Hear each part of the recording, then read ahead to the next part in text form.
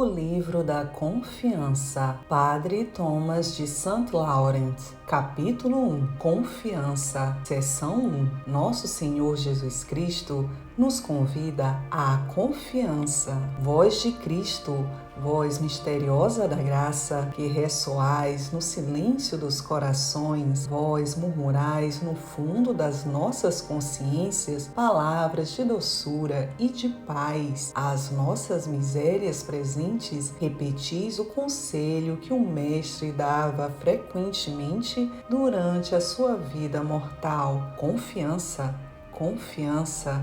A alma culpada, oprimida pelo peso de suas faltas, Jesus dizia: confiança, filha, teus pecados te serão perdoados. Confiança, dizia ainda a doente abandonada, que só dele esperava a cura. Tua fé te salvou.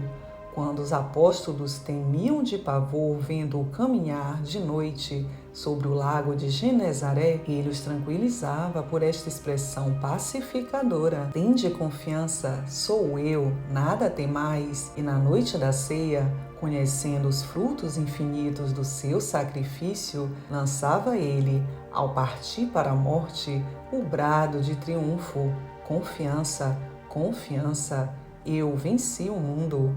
Esta palavra divina, ao cair de seus lábios adoráveis, vibrante de ternura e de piedade, operava nas almas uma transformação maravilhosa. Um orvalho sobrenatural lhes fecundava a aridez.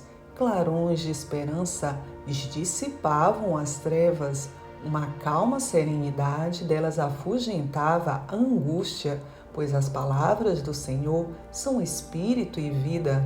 Bem-aventurados os que a ouvem e a põem em prática, como outrora os seus discípulos, é a nós agora que nosso Senhor convida à confiança. Por que recusaríamos atender a sua voz? Seção 2.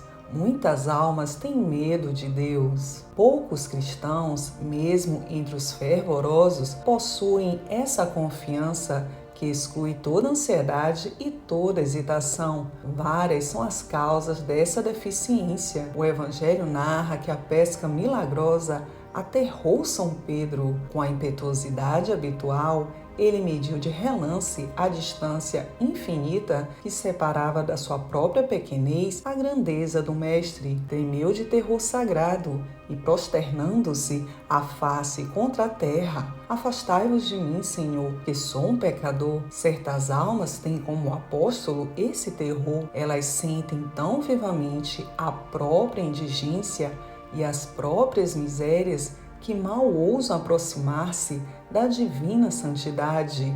Parece-lhes que um Deus assim tão puro deveria sentir repulsão ao inclinar-se para elas. Triste impressão que lhes dá à vida interior uma atitude contrafeita e por vezes a paralisa completamente. Como se enganam essas almas? Logo aproximou-se Jesus do apóstolo assustado. Não temais, disse-lhe e o fez levantar-se.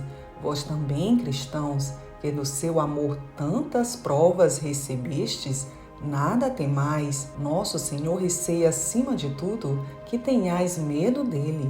Vossas imperfeições, vossas fraquezas, vossas faltas mesmo graves, vossas reincidências tão frequentes, nada o desanimará, contanto que desejeis sinceramente converter-vos. Quanto mais miseráveis sois, mais ele tem compaixão de vossa miséria, mais deseja cumprir junto de vós sua missão de Salvador. Não foi, sobretudo, para os pecadores que ele veio à terra? Seção 3. A outras falta a fé. A outras almas falta a fé. Elas têm certamente essa fé comum, sem a qual trairiam a graça do batismo. Creem que nosso Senhor é todo-poderoso, bom e fiel às suas promessas, mas não sabem aplicar essa crença às suas necessidades particulares. Não são dominadas pela convicção irresistível de que Deus, atento às suas provações, para elas se volve a fim de socorrê-las. Jesus Cristo pede-nos, no entanto, essa fé especial e concreta, ele a exigiu outrora como condição indispensável dos seus milagres. Espera ainda de nós antes de nos conceder os seus benefícios. Se podes crer, tudo é possível àquele que crê, dizia ao pai do pequenino possesso, e no convento de Parailemonial,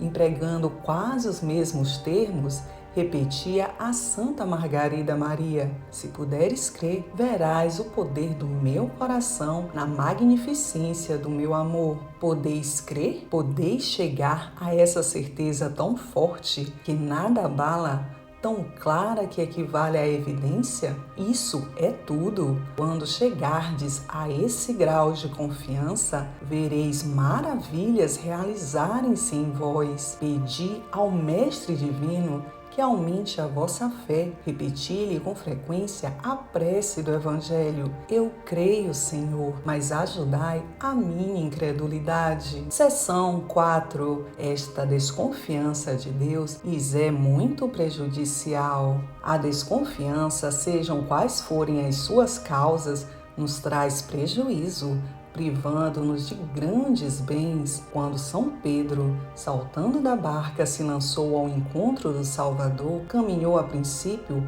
com firmeza sobre as ondas. Soprava o vento com violência. As vagas ora levantavam-se em turbilhões furiosos, ora cavavam no mar abismos profundos. A voragem abria-se diante do apóstolo. Pedro tremeu, hesitou um segundo e logo começou a afundar. Homem de pouca fé, disse-lhe Jesus, por que duvidaste? Eis a nossa história. Nos momentos de fervor, ficamos tranquilos e recolhidos ao pé do Mestre. Vindo a tempestade, o perigo absorve a nossa atenção.